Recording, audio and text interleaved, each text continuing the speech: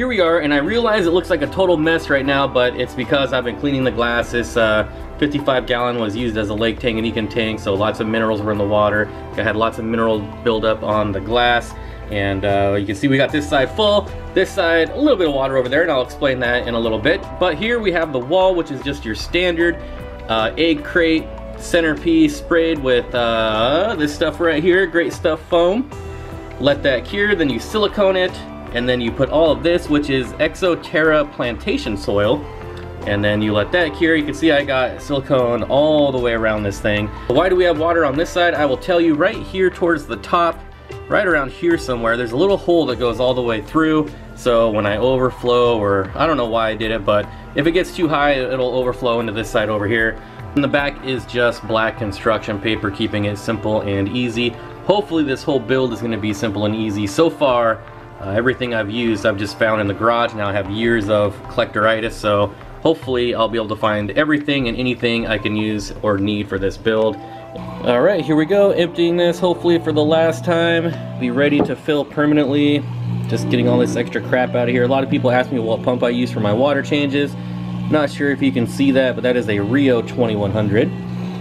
Personally, a little too small for me. When this goes out, I'll probably buy one that does a little bit more gallons per hour, simply because I have a lot of tanks and I want the highest gallons per hour I can get. So here we are, I got it drained down, mostly cleaned up. Hopefully it's not too dirty when I fill this back up, but this side is going to be planted. So for substrate, good old Eco Complete.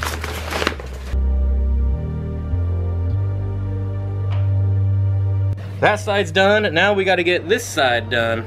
Alright, so for this side here, we are going to use clay balls. Now, Zoo Med makes these in smaller packages, but if you just go to like a local hydroponic store or hardware store might have them. This is like a 40-pound bag of these hydro clay balls for like $20. It's ridiculous. So I'm going to just start dumping them in. We're gonna rinse and repeat that.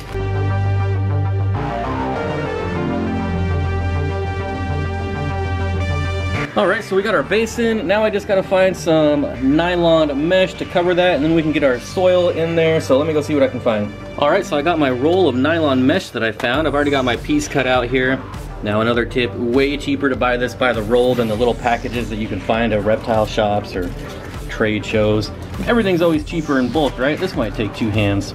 Well, not really the best picture, but you guys get the idea. You just lay this down like so. Actually doing this now would have been way easier to do this when I had the tank actually out of the stand. So basically just something like that. Cut off the excess here.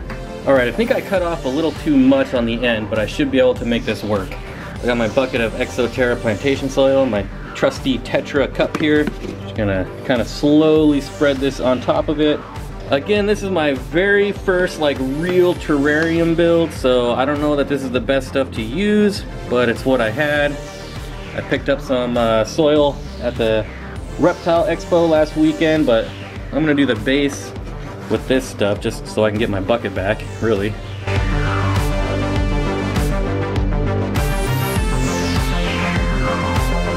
This is what we're gonna use next. Tree Fern Premium Reptile Substrate. Tree Fern is a natural horticultural substrate ideal for container gardens, terrariums, naturalistic vivariums, and as a substrate. So, let's cut this open. All right, let's do this. I'm gonna use the whole bag here. There we go. Put that over there. Spread this around. Oh, I like this stuff. This stuff is really cool.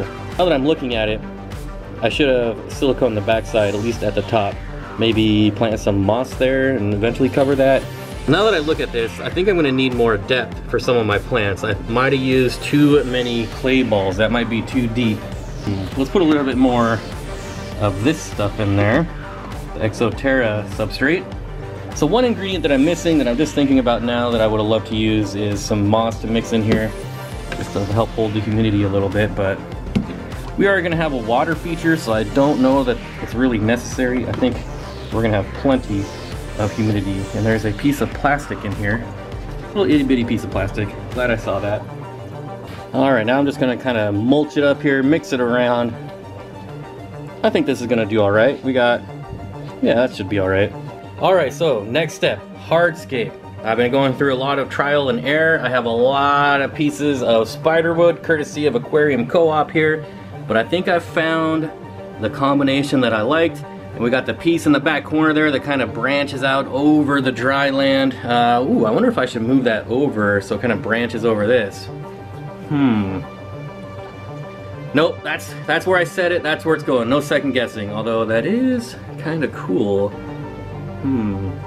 Nope. And then we got this piece over here, real nice piece. It kind of takes up almost all of the water section, but these guys just like to soak in the water. They don't really swim. Don't want to get too many branches in here, don't need them to drown. They should be able to navigate this pretty easily. And then you also see I got the filter in the back, so we're squared away on filtration. But I think for now, we are ready for some plants. I think that's the next step here, and I got a lot of plants. So here's what we're working for as far as plants. I know it's hard to see, lots of glare, really bright. This was a 20-pack assortment that I got from Josh's Frogs, so I really couldn't tell you the name of any of these plants. I'm not really great with terrarium plants. This is all new to me. Building terrariums, doing terrariums. So yeah. I'm gonna have to pick out the more hardy species in here because these are bigger lizards. I definitely want to get the ferns in here. This big plant right here is probably not gonna fit, but I'd like to get that one there, some of those guys, little of those, little of these, and we'll see what we can do. Alright, so we have some ferns here. Now, if you guys are experts on terrarium plants, you can definitely leave a comment on what these plants are. Just be sure to leave a timestamp so I know exactly what plant we're looking at. But I like to get the ferns in the back. I think that's a good spot for them. Looks like they do grow kind of tall. Definitely a different species here though. Got really small leaves over here, longer leaves over here, and get these out of the pots in the tank and see where we're at.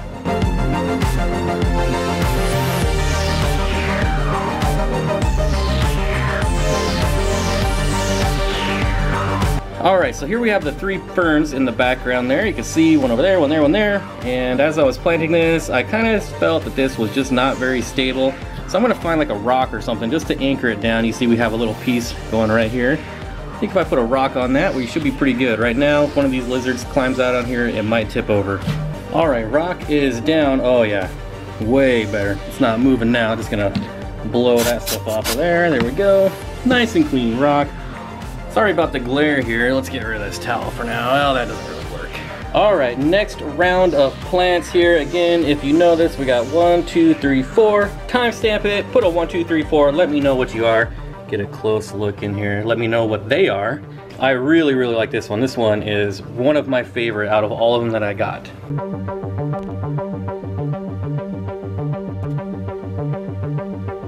Here they are. Now again, we're gonna get a better look at this later when everything's done. Obviously, you turn off lights, we'll get rid of all the glare. But just kind of step by step here, showing you where I'm at. And time for the next group of plants. All right, so I think I'm done planting. I left some open space here because I'm gonna have to order some hides for them. I thought that I had some left over from way back in the day, but I could not find them. So I also have a bag of leaf litter here that I'm gonna kind of spread around here. Just kind of actually throw it in here. These are oak leaves, something like that. I'm gonna go pretty light on them. Well, I don't know if that's light, but compared to what's left in the bag, that's pretty light. Just gonna keep it like that for now. All right, we are ready to add water now. As you can see, I gave this a nice misting here. Really soaked it up good. Notice I did get some vermiculite over here, which is always a pain, but it does float, so hopefully I'll be able to scoop it out.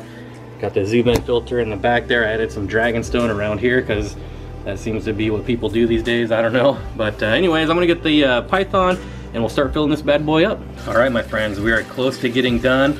You notice I haven't put any plants in here yet. I'm not really sure what I want to go with over here quite yet. So we're just gonna leave it plantless for now. Probably something small, foreground like I said, but until I make up my mind, I'm not gonna put anything in there.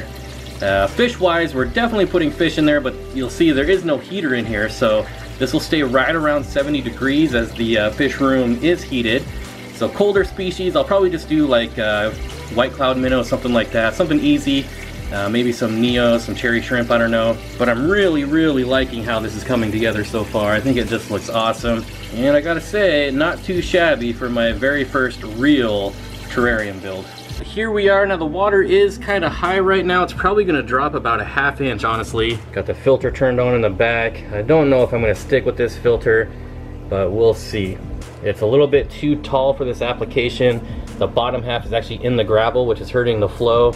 If I raise it up any higher, it just becomes real noisy and annoying. So We'll see if I stick with that. You can see I got a lot of stuff floating around in here that I'm gonna have to scoop out with a net, but I'm gonna give this a little time to clear up and settle in, kinda, sorta, I guess, and then we'll add the water skinks. So you might notice I don't have any tops for this tank. Well, I'm gonna go cut some tops out of this piece of Lexan right here that you get at Home Depot. It's about $35 for a sheet of 8 by 2 feet, and this is just a piece of scrap I found in my garage, which is perfect. It's a little longer than 4 feet.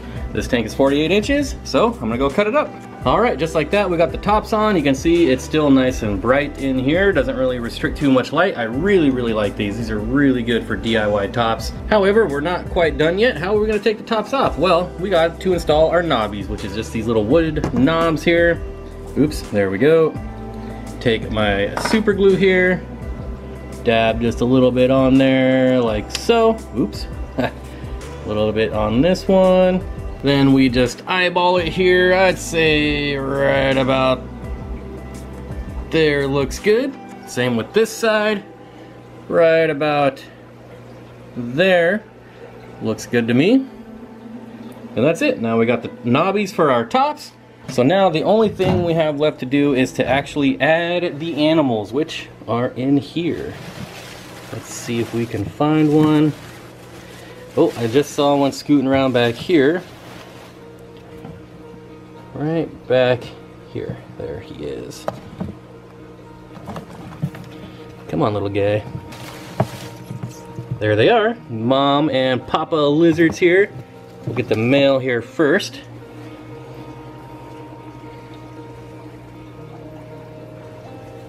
Let me wipe that glass off before we put the next one in. Here he is, little miniature crocodiles. He's kind of just checking it out. Let's get the other one over. Here comes the girl.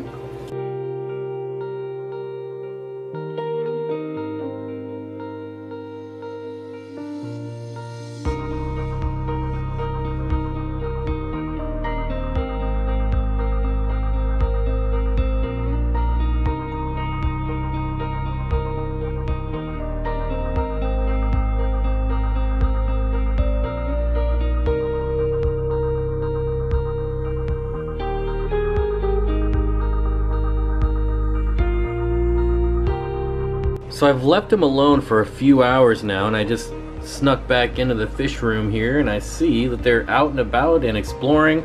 Of course, now they don't want to move at all. They've clearly been over here, knocked the filter down again. I have no surface agitation. I don't like that at all.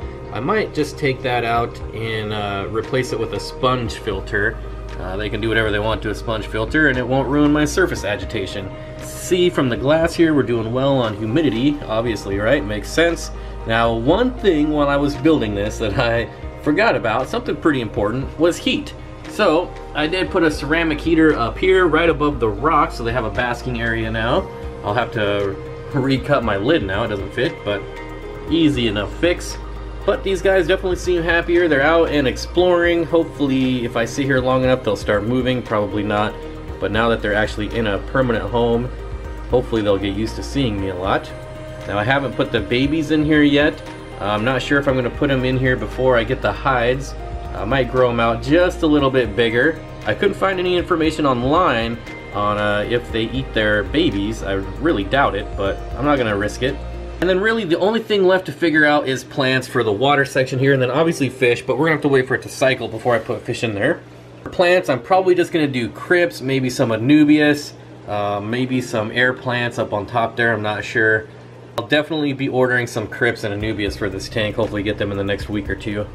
Now if you're curious about the lighting in here, I'm just using a 4-foot LED shop light from Costco. They're $39.99. Pretty basic, pretty easy. They were on sale for $20, so that was pretty nice. Picked up a couple of them. But normal price $39.99, and looks pretty good in here, I gotta say. Alright everyone, that's gonna do it for this video. Now, I know I've been calling this a terrarium throughout the whole video, but I think it's actually a paludarium, if I remember right. I don't know. Paludarium, vivarium, terrarium.